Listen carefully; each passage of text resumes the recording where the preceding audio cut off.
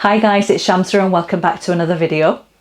Now, the recipe that I'm going to be sharing with you all today is my Gobi Gosht curry, which is mutton and cauliflower curry. Now, this is a typical Pakistani recipe and it's made in lots of Pakistani households, and here's how I make mine. So let me run through what you need and then we'll start cooking. So the ingredients you're going to need are half a cup of oil. I've got mutton, which I'm using today to cook with. I've got approximately 600 grams, which I've had cut into medium pieces. This is on the bone. I've got a small cauliflower, which I've fleuretted into medium-sized pieces. You want to make sure that they are more or less the same size because they'll cook evenly. I've got 2 medium onions, which I've sliced. I've got my jug of hot water to use as and when we need to. I've got a kind of chopped tin tomatoes. I've got half of that. And I've got the following spices. I've got a teaspoon of, which is salt, chili powder, coriander powder, garam masala and dried fenugreek leaves. I've got half a teaspoon of turmeric powder and some whole spices. I've got 2 bay leaves, 1 black cardamom pod and a cinnamon stick roughly the size of my thumb. I've got a piece of frozen ginger and garlic here, and I have 3 bullet chilies which I've sliced lengthways. And these are optional, you don't have to add these in if you don't want to, and fresh coriander to garnish at the end. So let's start cooking. So the first thing I'm going to do is I'm going to add my meat straight into the pot like that, and then top that with the onions and the tomatoes,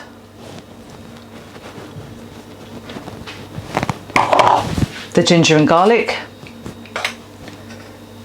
the whole spices, and then take your water, and I'm going to add 2 cups of water into this.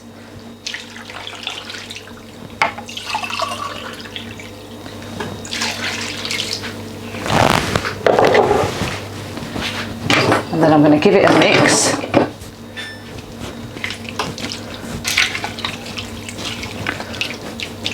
Like that. And just pop the lid on and allow that to come up to heat, and then let that simmer away on a medium heat setting for about 25 to 30 minutes, and we'll check up on it and see how it looks in about 30 minutes. Right guys, this has been cooking away for 30 minutes and let's see if this is done. Okay. Just going to grab my knife and just grab a piece of meat, any meat. So let's just try and put a knife through this. Slightly tough still. Again, you're working with mutton, we're not expecting it to cook so quickly. You could use lamb, it would be quicker to cook this, but I just happen to have this in the freezer, so I'm using this.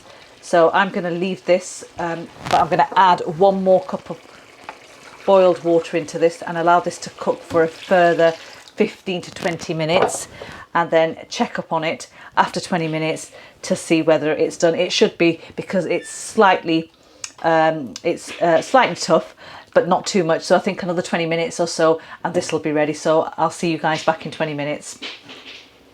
So guys, it's been 20 minutes now. So in total, this has been cooking away for 50 minutes.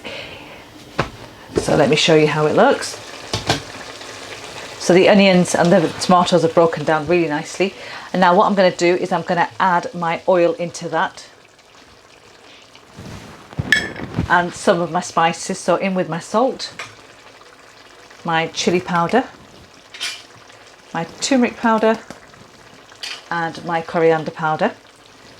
And I'm going to bun this now on a medium to high heat for about 15 to 20 minutes. I've got my hot water to hand, so once the initial water dries up, I will add more water into this and just keep on bunning it for about 15 minutes, and then we'll be ready to add the cauliflower into this. So I'll see you back in 15, guys. Okay, so this has been cooking away now for 15 minutes. I've been adding small amounts of water into this and bunning this. Now it's time to add the cauliflower straight in like that. And I'm going to cook the cauliflower for approximately 8 to 10 minutes, and I'll show you how it looks once it's done. Guys, I'm so sorry, but I completely forgot to hit that record button for the next stage of the recipe.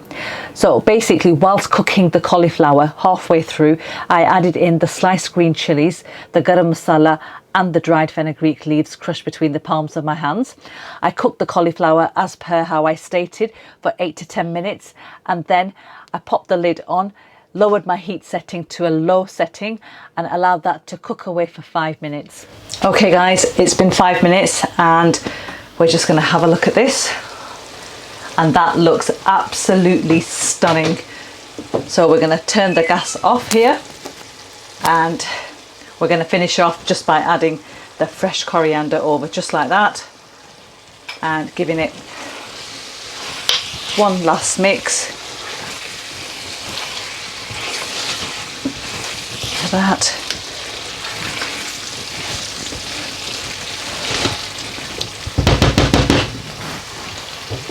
And there you have it guys, my Gobi Gosht mutton and cauliflower curry is ready.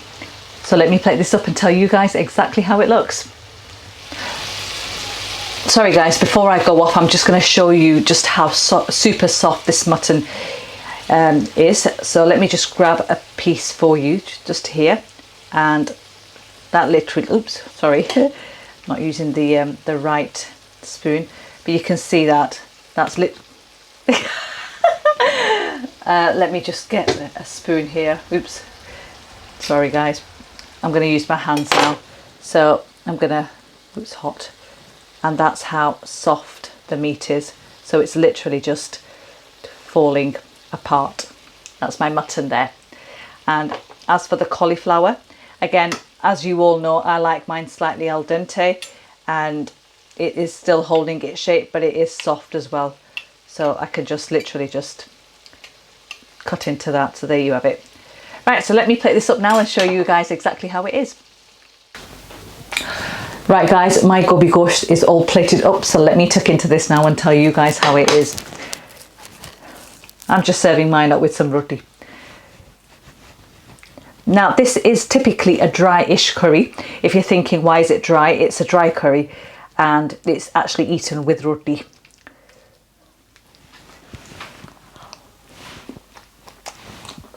Oh, that masala. That meat is so tender, alright, it melts in your mouth.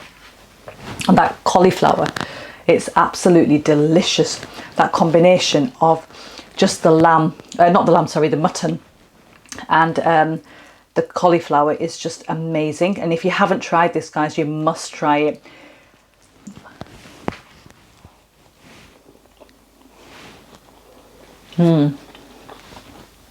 All the spices are spot on. So good. And that fenugreek leaves that we add at the end, the methi, that honestly gives it the most amazing flavour ever.